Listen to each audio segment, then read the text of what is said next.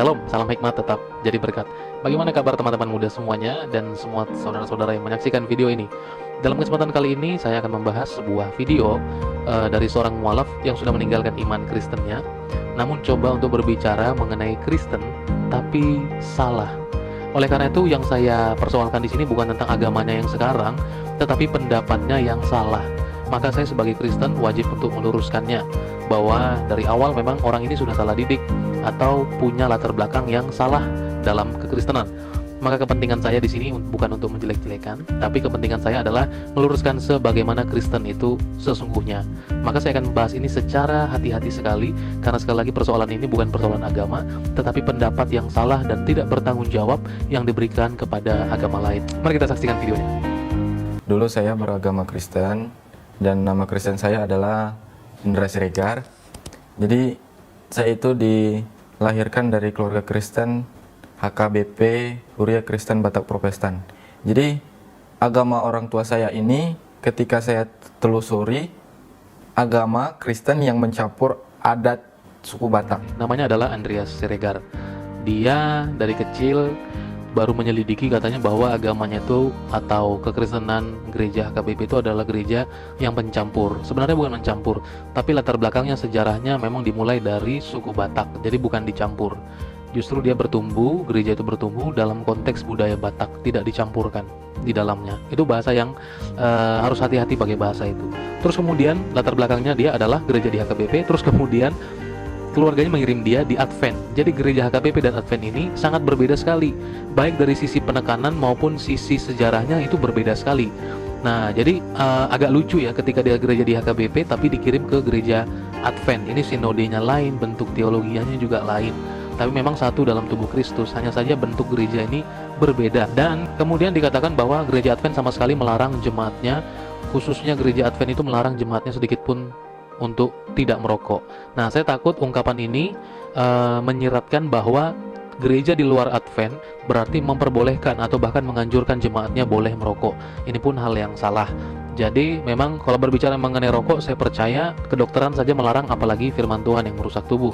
Oleh karena itu juga pasti dilarang dan gereja lain tidak menganjurkannya, bukan hanya Advent. Saya dikirim ke asrama Kristen, yaitu gereja Masehi Advent hari ke-7, yaitu sebuah agama Kristen yang sedikit pun tidak boleh melarang umatnya untuk ngerokok, makan babi.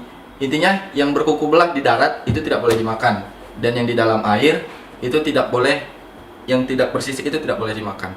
Tapi sesungguhnya memang ketika saya pelajari di Alkitab, 3 tahun bang saya belajar Alkitab waktu SMP itu bolak-balik, kalau bahasanya kita sekarang udah katam, 2 kali belajar katam Alkitab. Emang ada di Alkitab itu di Injil bahwa kita dilarang makan anjing, makan babi yang berkuku belah. Tapi ketika saya belajar di Perjanjian Baru, itu diubah semua hukumnya, ya kan? Ya mungkin kalau kita belajar sekarang Paulus semua yang merubahnya itu semua. Oke, 2 kali katam, artinya 2 kali selesai baca Alkitab bolak-balik. Luar biasa banget. Tapi lucunya dia tidak tahu bahwa Injil itu Perjanjian Baru. Dia berkata, saya baca di Injil memang dilarang, tapi di Perjanjian Baru diperbolehkan. Aduh, saya nggak yakin bahwa Anda selesai baca Alkitab. Dari situ saja yang sederhana itu udah salah banget. Injil itu adalah Perjanjian Baru, bukan Perjanjian Lama. Katam 2 kali dan mengatakan yang merubah itu semua Paulus, itu salah sekali. Kalau kita baca dalam Matius pasalnya ke-15, Matius 15 ayat 16, 17, dan 18. Jawab Yesus, kamu pun masih belum dapat memahaminya. Tidak tahukah kamu bahwa segala sesuatu yang masuk ke dalam mulut, turun ke dalam perut, lalu dibuang ke jamban. Tetapi apa yang keluar dari mulut berasal dari hati, dan itulah yang menajiskan orang. Karena dari hati timbul segala pikiran jahat, pembunuhan, perzinahan, percabulan, pencurian, sumpah serapah, dan hujat. Itulah yang menajiskan orang. Tetapi makan dengan tangan yang tidak dibasuh tidak menajiskan orang. Jadi urusannya ketika Yesus datang bukan lagi tentang makan minum yang najis, yang kotor, bukan persoalan itu lagi. Tapi persoalannya itu semua dari hati. Makan kamu yang kamu pikir halal, yang kamu makan yang kamu pikir tidak najis, tapi hati kita ada hak orang yang kita ambil, ada hati yang penuh kebencian, itu pun hal yang najis. Jadi kalau kita makan itu pasti dibuang ke jamban, pasti ke sana ngalirnya. Tapi yang paling penting itu esensi hati. Bukan hanya Paulus yang merubah itu, Yesus pun sudah mengatakannya. Sekali lagi Anda salah. Islam itu indah gitu. indah, makanya indah dalam kata kepada Allah itu sangat takut gitu. Dari cara menyembah Tuhan itu nggak mengada-ngada gitu. Emang Tuhannya nggak kelihatan gitu. Oke, teman-teman, dia mengatakan bahwa Islam itu indah. Saya setuju sekali, sepakat. Dan itu sangat subjektif. Maka saya berkata Kristen itu indah, teman-teman Buddha berkata Buddha itu indah, teman-teman Hindu berkata Hindu itu indah. Itu sangat subjektif, tidak apa-apa. Pertahankan itu, dan itu yang saya mau ketika seorang mualaf dia hanya membanggakan agamanya yang sekarang, dia menyampaikan segala sesuatunya, bukan menjelekkan apa yang sudah dia tinggalkan. Maka itu akan membuat teman-teman yang lain sakit hati, membuat teman-teman merasa itu dinistakan. Tadi berkata bahwa ada 5 agama semua, 4 ini ada bentuknya semua yang tidak kelihatan, dan aduh itu sangat receh sekali. Itu sudah saya bahas banyak sekali. Bukan tentang kelihatan dan tidak kelihatan, bukan berarti sangat sungguh-sungguh dan tidak sungguh-sungguh, bukan itu. Ketika kita beribadah 5 kali sehari, berarti kita taat kepada Allah. Di dalam Kristen cuma sekali seminggu. Gimana taatnya gitu ya kan? Aneh gitu, lucu. Kira-kira gitu. Mana taatnya ya, aneh, lucu gitu. Anda yang lucu. Kenapa Anda berpikir itu? Aduh, saya nggak habis berpikir. Mengapa Anda berkata 5 itu berarti banyak, 1 itu berarti sedikit, berarti tidak taat? Ini adalah ungkapan-ungkapan yang disayangkan sekali, bahwa Anda tidak berpikir komprehensif. Sangat subjektif sekali berpikir Anda. Saya tidak tahu Anda belajar dari mana. Saya tahu deh Anda belajar dari mana. Nanti kita bongkar di akhir Anda belajar kepada siapa. Dalam hal ini saya mau jelaskan pelan-pelan ya, apa itu ibadah.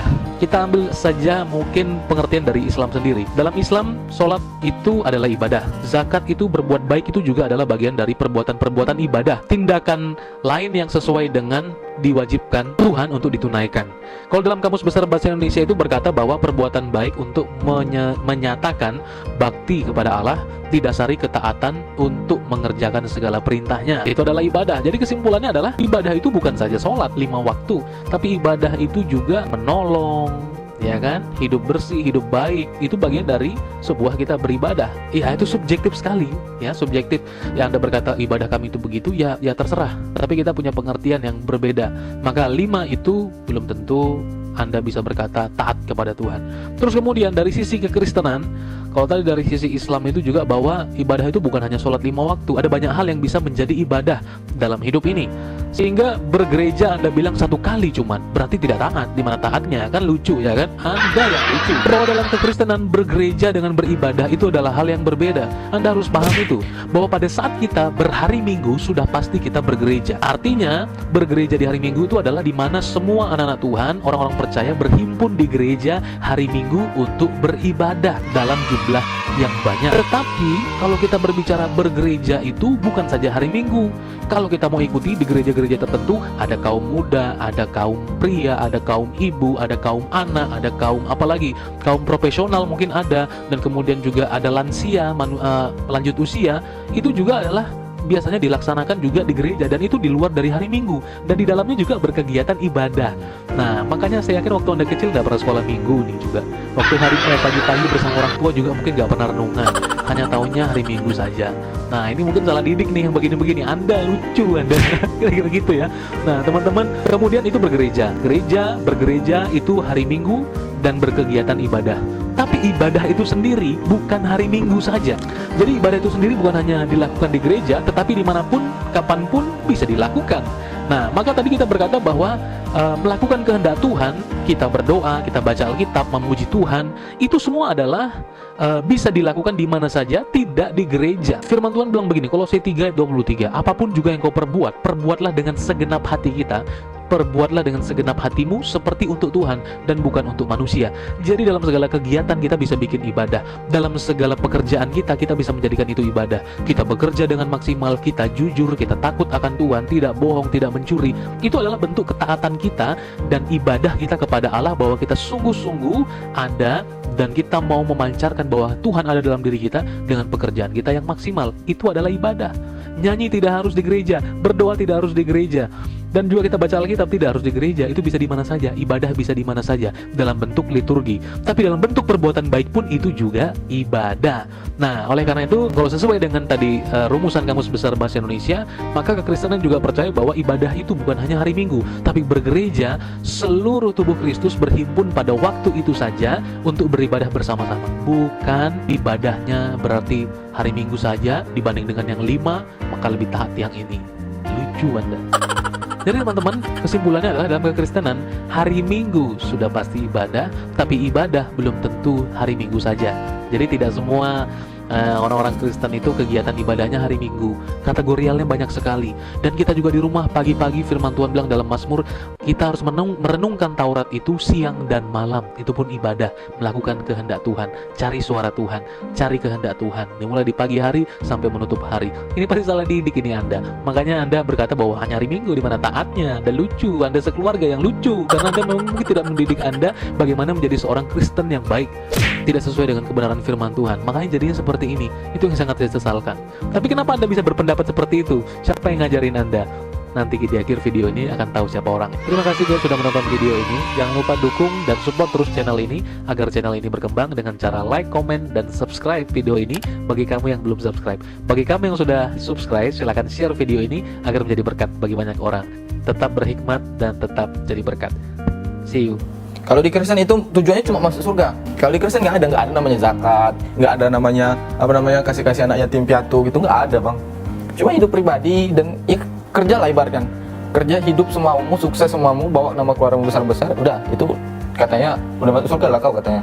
Keluarga A ngasih uang sekian 1 juta, keluarga B sampai Z itu ngasih uang 1 juta semua. Itu semua uang dikumpulin itu beralih ke gereja dan ke pendeta.